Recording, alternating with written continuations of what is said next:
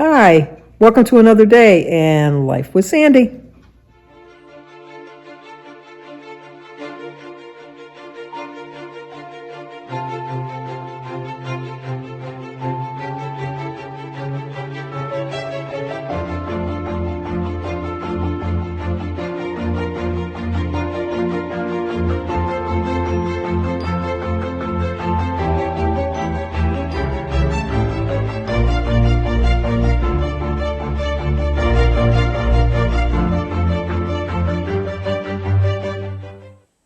Well, you can't see it now, but I have a cardinal on my feeder, but they went over to the side where you can't see it right now.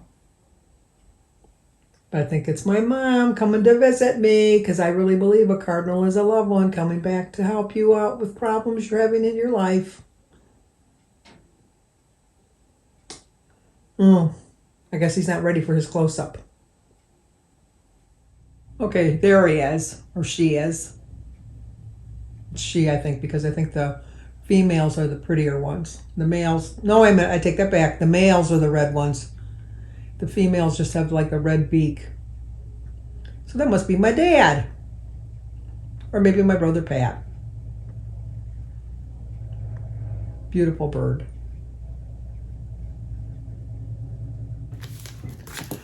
Well, good morning. Today is Wednesday.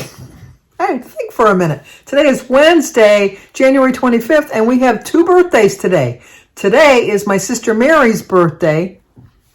She's 65. She qualifies for Medicare, but she's still working, so she's holding off on that because she has better insurance than the Medicare would cover. But anyway, it's Mary's birthday. Happy birthday to you. Happy birthday to you. Happy birthday, dear Mary. Happy birthday to you. Cha-cha-cha. Love you so much, my sister Mary. But it's also Ruth Bugger, B-U-G-H-E-R. It's Ruth's birthday. I won't say how old she is, but I know how old she is, but I'm not going to say it out loud. But she's younger than me. We'll put it that way. She's younger than me. Happy birthday to you. Happy birthday to you. Happy birthday, dear Ruth. Happy birthday to you. Cha-cha-cha. Well, I hope you both have a great birthday, although my sister Mary does not watch my channel. But she might have surprised me and watched just the beginning to see if I remembered. Of course, I'm going to remember her birthday. Jeez, oh, Pete. How could I not remember? But my birds are really active. I don't know if you can see them all. Let me see if I can get them. The TV's in the way. If they come over to the, let me see. Oh, yeah, the other ones you can't. Let me bring it over here. Yeah, you can't really see it too much. Sandy's big head's in the way. Look at them all. Look at them all. It brings me such joy. Simple things in life bring me joy. And that the birds are one of them. Actually, my sister Mary's real name is Catherine. C-A-T-H-E-R-I-N-E. Catherine Mary. My family is so screwed up. My mother's whole family always went by their middle name. So I don't know, but Mary is the fourth child. No, fifth child, because Pat's older than her. Fifth child. My mother was pregnant 7 times, but she ended up with 6 children.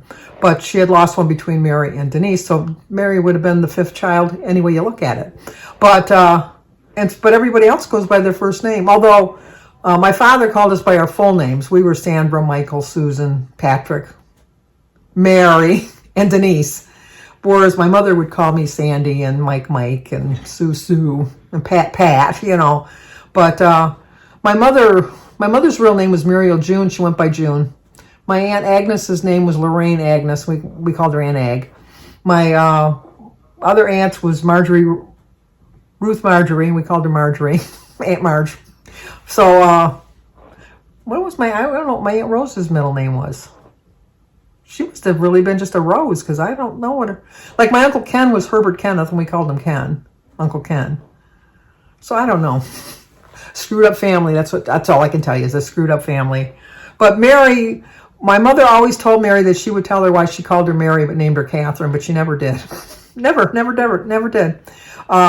my grandmother's name was Catherine. So our theory is that my father wanted to name one of his daughters after his mother. Although my sister Sue's middle name was Catherine, so she was named after my grandmother. But our theory is that my mother didn't want to call her Catherine. She wanted to call her Mary. And so she agreed to call her Catherine Mary, but just called her Mary. So sometimes Mary gets confused on stuff. And so what she does is on her legal document, she puts C. Mary Manning so that people just call her Mary. Like C. Thomas Howell, remember from The Outsiders? That was a good movie. It was a long time ago, but it was a good movie. But so anyway, here's my sister Mary's birthday today. I wanted to thank everybody for all your thoughts and prayers. I really, all my, the outpouring of love that I received in my video yesterday really helped me out tremendously. I also got some more emails and I got some text messages, and I take them all to heart, and I so appreciate it. I'm very strong in my beliefs. I know that when I said I didn't want to take medication because I didn't want to get addicted to it, the medication I took earlier in my life, I never got physically addicted to it. I was emotionally addicted to it. So that is my fear, that I would be addicted to it emotionally, to medication. I used to carry around a couple pills in a regular medicine bottle because I don't know if they had those little little things like when you put the little the medicines in each day, like things. I don't remember them having that when I was younger. I'm sure they probably had them.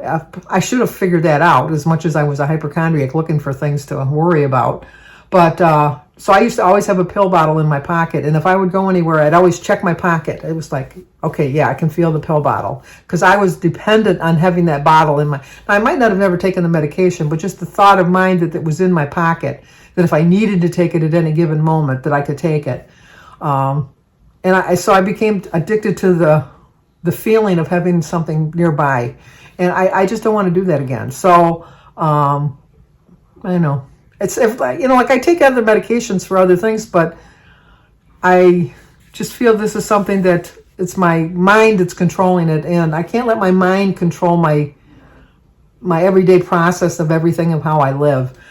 So I can either allow it or I can control it, and I'm not going to allow my mind to take me there anymore. I'm going to control my thoughts. They're going to still enter my head. They really are. It's just, you got to know who you are. You got to know what you're dealing with. So I'm just not going to let it control me anymore. I've reached the point in my life that I've lived a good life, and I'm looking around, like yesterday, I was looking at all the people that have died before me, like Lisa Marie Presley died suddenly, Leslie Jordan died suddenly. I could name off a whole, David Crosby. Of course, he was older than me. But I mean, all these people are dying, and it just was like reflecting on mine. I'm outliving these people. How can it be? Maybe my time is coming up sooner than I'm thinking. But then I see Leonard Bernstein was up for some kind of an award, and he's 90, and he's still conducting orchestras. Dick Van Dyke is 97. Queen Elizabeth was 96. So I have to go back to my thought control process of knowing I'm going to live another 20 years. So do I want to live like that? Like I lived yesterday, my day for the last month? Do I want to live like that for the next 20 years? Or do I want to live to the feeling that I had previous to the past month? And I definitely want to look forward to having a good 20 years ahead of me with good thoughts and a good thought process. And so I just have to learn how to control my thoughts a little bit better. And I do say deep prayer. I do say deep prayer. Thank you for everybody saying I'm going to still get right into heaven. I still think I'll be in the waiting room. I'm fine with that, because it's like, as soon as I have my number called, like I know my number, and I just, I'll get there. I know I will. And I know it's a better life, but you know what? I like this life too. So God put me on this earth for a reason. And so I have to live up to his expectations, and dwelling on death and thinking that every day is my last is not what he put me down here for. It's just not. If we all face the facts that from the minute you're born, you're dying. It's a fact of life. That from the minute you're born, you don't know how long you have to live, but you're in the dying process at that point, because nobody lives forever. So I have to get the death thoughts out of my mind. So I wanted to also thank Linda Gunther. And Bob, they sent me some pictures of some puzzles that they've done. So here's a clip of the puzzles that they've done.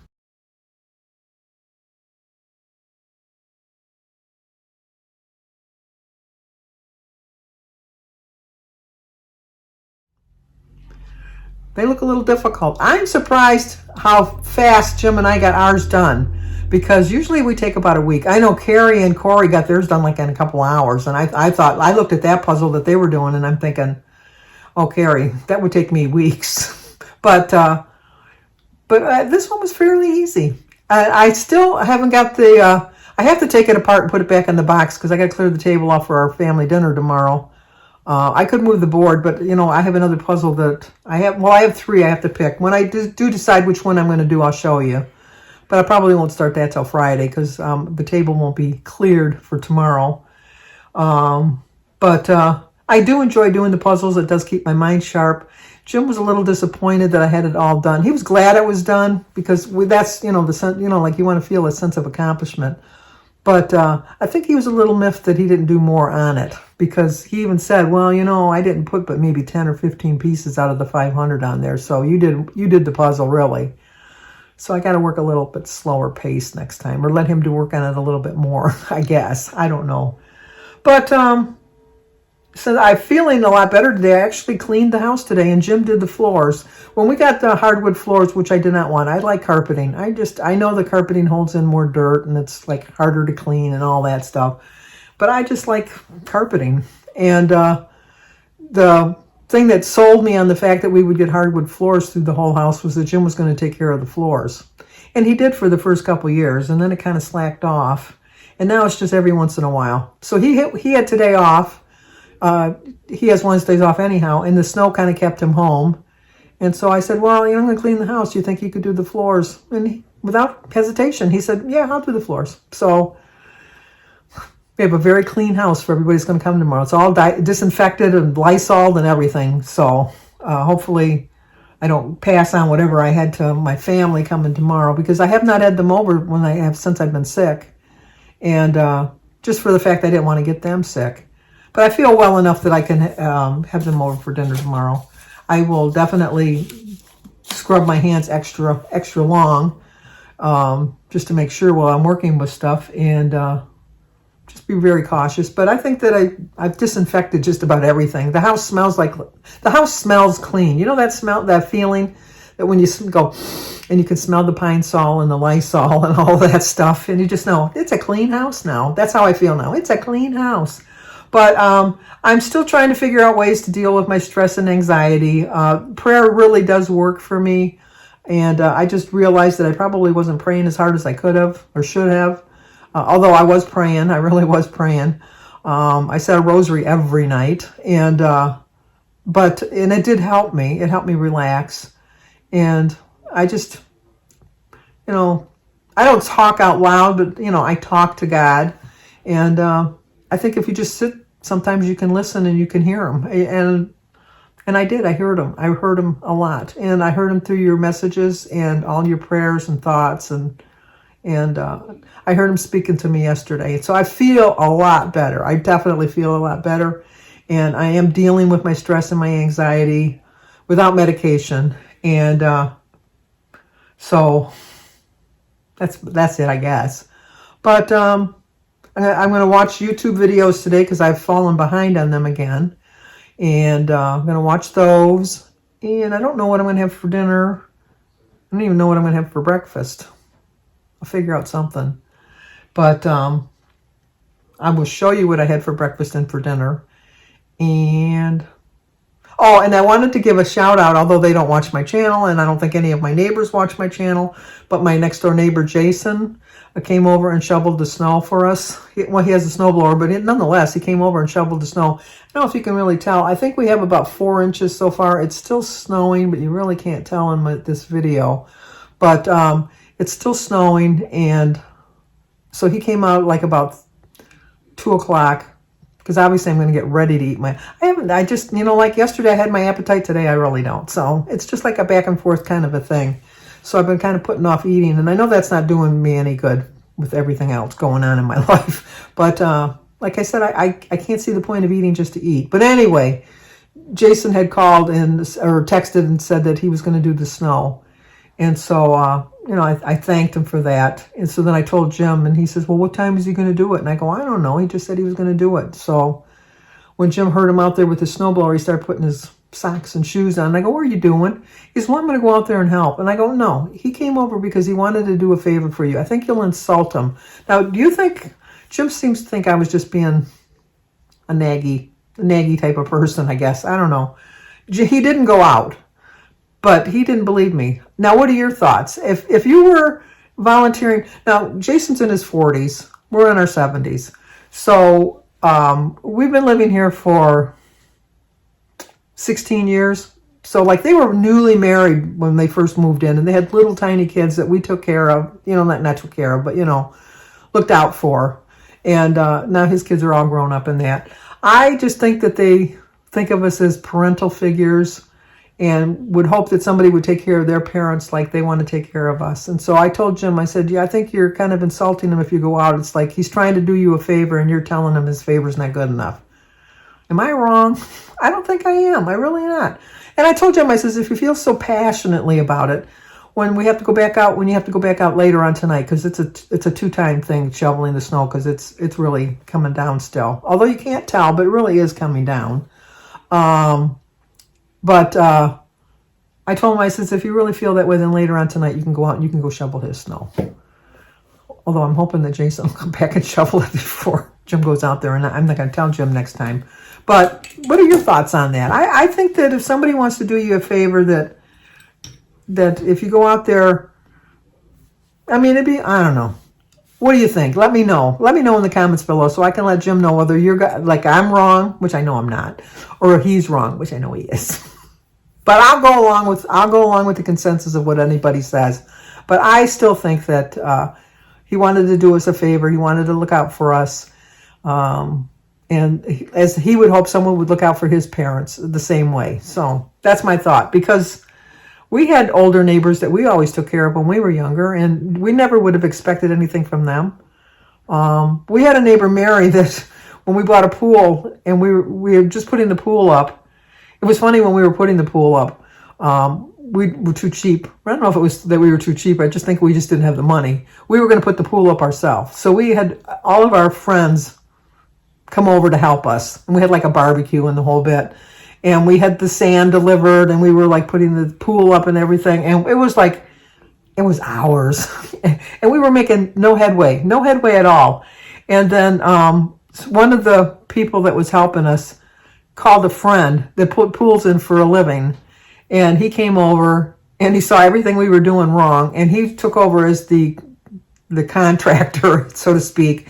And we had spent probably 3 hours trying to get the pool up, and he came and we had the pool up and water going into it within an hour. So we should have paid for somebody to come to do it. But once again, it was, somebody coming. We didn't have a problem accepting help back then, I guess because we were young enough to figure out we could have done it ourselves. I don't know. But our neighbor, Mary, after she saw the pool come up, she came over to the fence and called me over, and she says, oh, I see you have a pool. And I go, yeah, but we're going to, look, we'll try to keep the noise down in that. She says, are you going to be putting up a fence? And I said, well, we don't want the kids to be bothering you because, like they'll have their friends and stuff like that. And, you don't need to see, she says, could you do me a favor? And I go, yeah. She says, I'm really old. She says, I'm almost 80. And I thought, yeah, you really are old. Now I'm almost 80. I know I got 8 years to go, but I don't really think of myself as being old. Although yesterday I told you I did.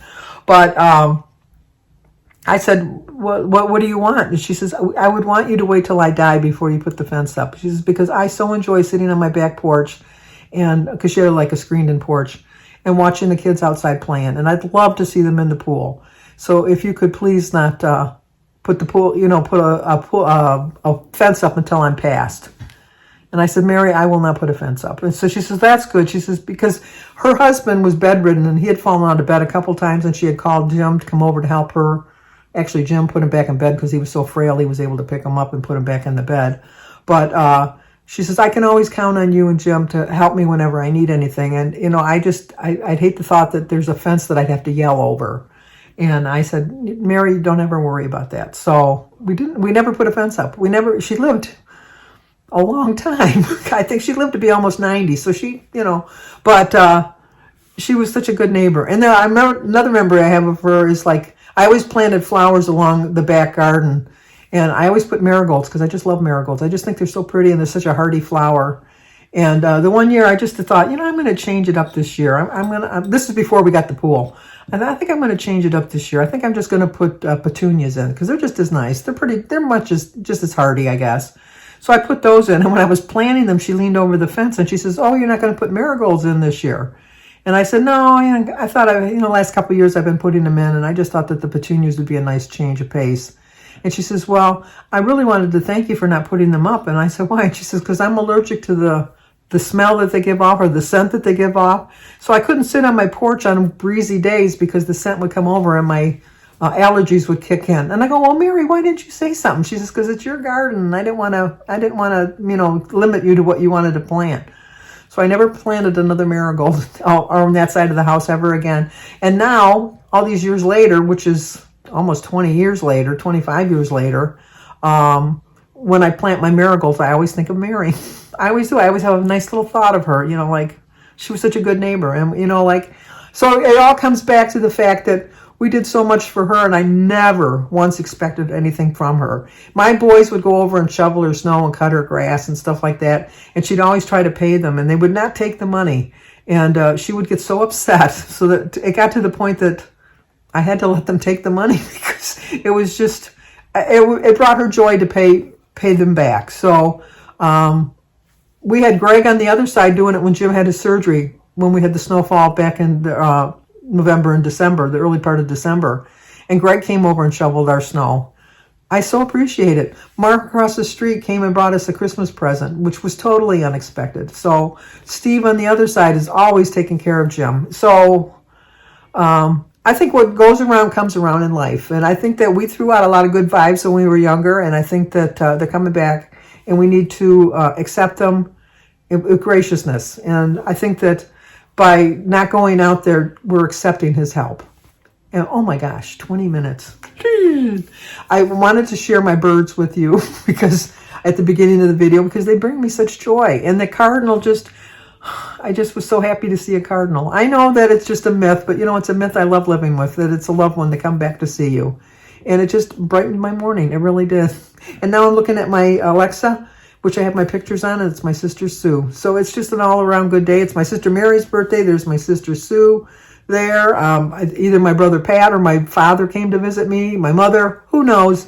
All my people that have loved me come to visit me today. And it boosted my spirits. So with all that being said, let me share what I had to eat today. If I have any more bird sightings, I will include them because I love my birds. And I'm going to tell you to like, comment, subscribe, and share. And I will talk to you guys tomorrow. Breakfast today, I'm going to have some eggs and toast, tea, and some juice. I'm switching over to the Tropicana 50. Today is Wednesday, January 25th. My quote is, you don't have to control your thoughts. You just have to stop letting them control you. It's a 10-point breakfast, 0 for my egg, berries, banana, and tea, 2 points for my juice, 5 points for my toast, and 3 points for my jelly. 10 points. For dinner, I'm going to have a ham and cheese sandwich on an onion roll with some popcorn. It's a 9-point dinner. So I ended up the day with 19 points.